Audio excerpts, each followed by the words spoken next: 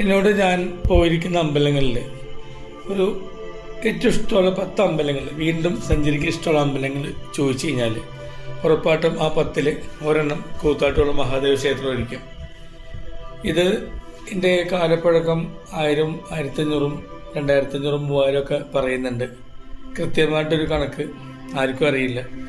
ഈ അമ്പലം സ്ഥിതി ചെയ്യുന്നത് കൂത്താട്ടുകുളം ടൗണിൽ നിന്ന് പാലക്കുഴക്ക് പോകുന്ന വഴിയിൽ ഒരു 1.5-2 കിലോമീറ്റർ താഴെ. പെട്ടെന്ന് നമുക്ക് ശ്രദ്ധിക്കാണ്ടാണ് ഒരു വളവിലാണ് അമ്പലം സ്ഥിതി ചെയ്യുന്നത്.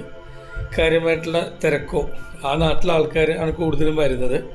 പിന്നെ കുറച്ച് പരിസരത്ത് നിന്ന് ഇത്തിരി ദൂരെയായിട്ട്, അധികം ദൂരമല്ല, ഇത്തിരി രീതിയിലുള്ള ആൾക്കാരാണ് വരുന്നത്.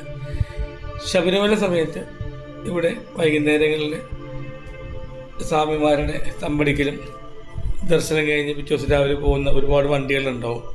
അത് ഒഴിച്ചു കഴിഞ്ഞാൽ ഇതൊരു ആരിലും ശല്യം ഇല്ലാത്ത രീതിയിൽ ചെറിയൊരു അമ്പലമാണത്. ഒരു 50 സെൻറ്റിൽ താഴെയാണ് ഈ അമ്പലത്തിൻ്റെ ടോട്ടൽ ഏരിയ എന്ന് പറയാവുന്നത്. നമ്മൾക്കിതിൻ്റെ അറിയപ്പെടുന്ന ചരിത്രം നോക്കിക്കഴിഞ്ഞാൽ ഏറ്റവും അവസാനം കിട്ടുന്നത് ഒരു 200-250 വർഷം മുമ്പ് മാർത്താണ്ഡവർമ്മ മഹാരാജാവ് അന്നത്തെ തിരുവിതാംകൂർ അദ്ദേഹത്തിൻ്റെ രാജ്യത്തിൻ്റെ അതിർത്തികൾ വ്യാപിപ്പിച്ചപ്പോൾ വടക്കംകോർ അദ്ദേഹം കീഴടക്കും ശേഷം അദ്ദേഹം ആദ്യം വൈക്കം അമ്പലത്തിന് ഒരുപാട് സ്ഥലങ്ങൾ കൊടുത്തു. ഏറ്റുമാനൂർ അമ്പലത്തിന് സ്വർണവും സ്വത്തും കൊടുത്തു. കൂട്ടത്തിന് വളരെ ചെറിയ ആയിരുന്നു ഈ അമ്പലം. സ്വയംഭൂ വിഗ്രഹമാണ് ഇവിടുത്തെ. ഈ അമ്പലം അദ്ദേഹം തച്ചന്മാരെ വിളിച്ചു വരുത്തി ഇത് നവീകരിച്ചു. അപ്പം അന്നത്തെ കണക്ക് പ്രകാരം ഇത് കൊച്ചി രാജ്യത്തിലാവുമായിരുന്നു. അന്ന് തിരുവിതാംകൂർ, കൊച്ചി, മലബാർ, പാണ്ടിനാട് അങ്ങനെയൊക്കെയാണ് ദേശങ്ങൾ അറിയപ്പെട്ടിരുന്നത്. ഇന്നത് എറണാകുളം ജില്ലയിലാണ് സ്ഥിതി ചെയ്യുന്നത്. അപ്പോൾ അന്ന് അദ്ദേഹം കൊടുത്ത ഭൂസ്വത്തിൻ്റെ കണക്ക് പ്രകാരം 1500 മുകളിൽ ഏക്കർ സ്ഥലം ഈ അമ്പലത്തിനുണ്ടായിരുന്നു. ഇന്നത്തെ എറണാകുളത്തും കോട്ടയം ജില്ലയിലും ഇടുക്കിയിലുമായിട്ട് അത് വ്യാപിച്ച് കിടക്കുകയായിരുന്നു. പിന്നെ അമ്പലത്തിൻ്റെ ആ ഒരു നല്ല കാലം പോണ സമയത്താണ് ഈ അമ്പലം ഏതൊരു മനക്കൽക്കാരുടെ കൈവശം അതിൻ്റെ ഭരണം എത്തുകയും അവർ പതിയെ ഈ അമ്പലം അവരുടെ കീഴിലാക്കുകയും അവർ സ്വത്തുവകൾ പലതും തട്ടിച്ച് അവരുടെ പേരിലാക്കി എന്നാണ് പറയപ്പെടുന്നത്. അമ്പലത്തിൻ്റെ അവസ്ഥ വളരെ പരിതാപകരം ആയിക്കഴിഞ്ഞപ്പോൾ ആണ് 1980-90 കാലഘട്ടം മുതൽ ആക്ഷൻ കൗൺസിൽ ഉണ്ടാക്കിയിട്ട് ഇതിപ്പോൾ ദേവസ്വത്തിൻ്റെ കീഴിലാണ്.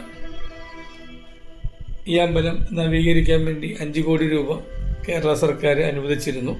പക്ഷേ പൈസ പാസ്സായി വന്ന് പരിപാടികൾ പ്ലാൻ ചെയ്ത് വന്നപ്പോഴേക്കും കോവിഡ് എന്ന പേരിൽ മഹാമാരി വരികയും ആ പൈസ മരവിപ്പിക്കുകയും ചെയ്തു.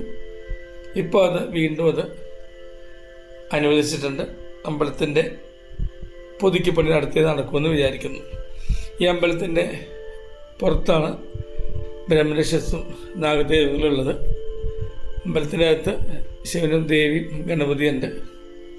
അമ്പലത്തോട് കയറുന്ന വഴിയിൽ ഇവിടെ തൂണുകളിൽ മഹാഭാരതം, രാമായണം കൊത്തിവെച്ചിട്ടുണ്ട്. അതേപോലെ ശ്രീകൃഷ്ണൻ്റെ അവതാരങ്ങളെല്ലാം തന്നെ ഈ അമ്പലത്തിൻ്റെ തട്ടുകളിൽ നമുക്ക് ദർശിക്കാൻ പറ്റും. ഇവിടെ 5:30 മണിക്കാണ് നട തുറക്കുന്നത്. 10 മണിയാകുമ്പോൾ അടയ്ക്കും. വൈകുന്നേരം 5 മണിക്ക് തുറക്കും. 6:30 മണിയാകുമ്പോൾ ദീപാരാധന. നിലവിൽ ഇവിടുത്തെ ശാന്തി, മേൽശാന്തി എറണാകുളം ജില്ലയിലെ നായരമ്പലം സ്വദേശി ആണ്. അദ്ദേഹം ഈ അമ്പലത്തിനടുത്ത് തന്നെയാണ് താമസിക്കുന്നത്.